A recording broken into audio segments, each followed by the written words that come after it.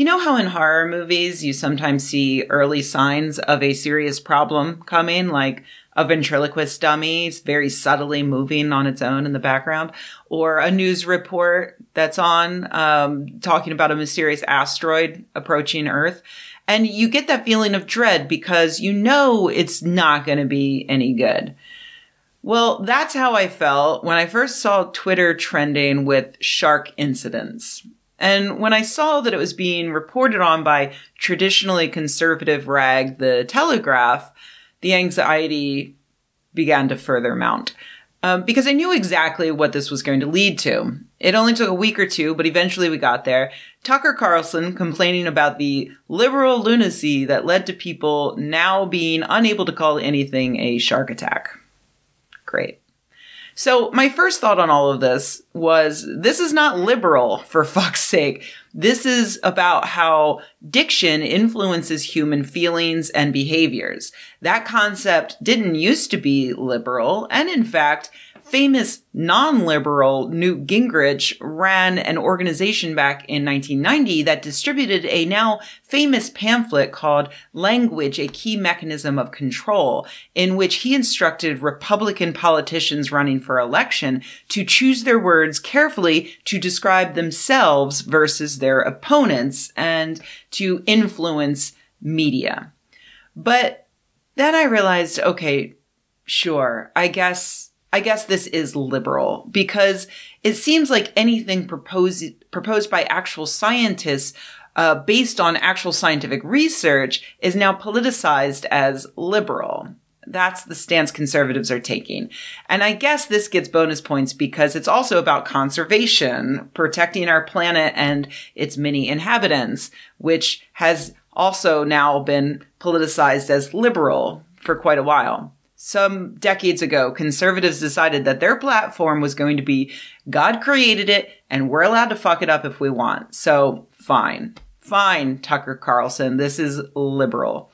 But is it lunacy? No, obviously not. But let's talk about why. So this is in no way new. Scientists focused on wildlife, including but certainly not limited to our oceans in general, sharks in particular, have long argued for humans to rethink how we contextualize interactions with wildlife. If you don't think that it matters how we tell stories about animals, consider Jaws. Sharks have never been particularly beloved creatures, but prior to the mid-20th century, they were things for sailors to worry about, not the average beachgoer. Shark-human interactions were pretty rare, and outside of Australia, there was a common belief that sharks wouldn't bother to go anywhere near humans at all. Australians obviously have understood for a long time that everything will go out of its way to try to murder you. Eventually, as more people did start going to the beach and more incidents occurred, including fatalities, people became more wary of sharks even outside of Australia. And then Jaws hit in the mid-1970s, and the popularity of that film inspired people not just to be careful around sharks, but to actively seek them out and kill them. Fishing tournaments grew in popularity targeting sharks. It led to a sharp decline in shark populations as amateurs rushed to try to get themselves a man-eater. According to Beryl Francis in the article Before and After Jaws, Changing Representations of Shark Attacks, rare interactions between sharks and humans led to local newspapers starting to blast out sexy headlines like "Monster Sharks That Haunt Albany." Dr. John Paxton of the Australian Museum pointed out that ironically, when an attack occurred, a media feeding frenzy may result. Our fear of sharks was used to sell newspapers, magazines, and television programs, he said. Accordingly, attempts to conserve sharks were then met with complete shock, like when one professional shark hunter was quoted as saying, "For a government to protect something that can tear your children apart in seconds is brainless." There is good news, though. Peter Benchley, who wrote the book Jaws, saw the wanton destruction that the film encouraged, and he felt terrible about it. He dedicated the rest of his life to shark and ocean conservation. And for people like me who saw the film as a probably way too young child, it actually inspired many of us to learn more about sharks and to take an active interest in protecting them. In recent years, sharks have been enjoying an improved reputation as several species are seeing their populations rebound, and scientists are succeeding in convincing the general public and lawmakers that the solution to shark-human encounters isn't to cull sharks, but to cultivate a more knowledgeable public. By the way, if you'd like to know more about why shark culls don't work and what interventions can work, go watch this video I made way back in 2017, where I compare two islands that are within 120 miles of each other. One has at least one shark-related fatality every year, and the other hasn't seen a single encounter since the 1980s. And note how rarely in that video I use the word attack. Which brings me back to my initial point that the call to rebrand shark attacks as encounters didn't just suddenly pop up this month out of nowhere. Back in 2013, Christopher Pepin Neff at the University of Sydney wrote Science, Policy, and the Public Discourse of Shark Attack, a proposal for reclassifying human-shark interactions. And this was published in the Journal of Environmental Studies and Sciences. In that piece, he and his co-author argue that attack is a misleading word for the general public for several reasons. First, it lumps all interactions together, from fatalities to minor bites to sometimes no injury at all, like when a shark just bumps a kayak.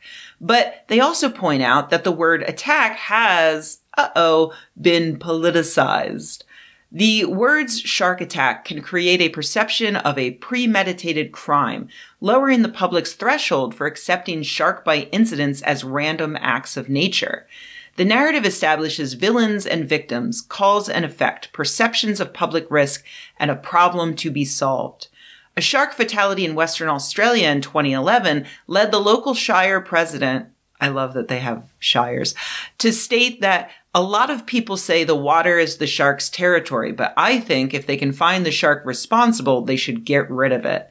And he added, if they have attacked, our italics, a human in one of those areas, they may want to do it again. And that leads directly to the rogue shark misconception, which is wrong. You see, sharks don't consider humans to be a particularly tasty meal because we're mostly bone.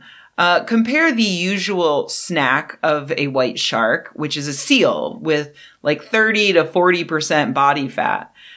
Compare that to the delicious meal that we are expected to believe a white shark spent several days attempting to devour in the film The Shallows, Blake Lively. Approximate body fat percentage, I don't know, like 6? I'm not body shaming here. I'm just saying that if that shark was a human, Blake Lively would be like a toothpick that once had an olive on it. You probably wouldn't spend that much energy trying to get at and eat that toothpick. So it's not like a shark takes a bite of a human, either accidentally or on purpose, and then goes, oh my God, that was incredible. I have got to get more of that. It doesn't happen. The point being, using the word attack to describe a shark biting a human calls to mind all of that misinformation, and therefore we should stop using it. I'm sure there have been times when a shark notices a human in the water and specifically seeks them out to prey upon and to eat them. The oceanic whitetip is fairly well known among sailors fleeing capsized boats for being none too picky about their dinner menu.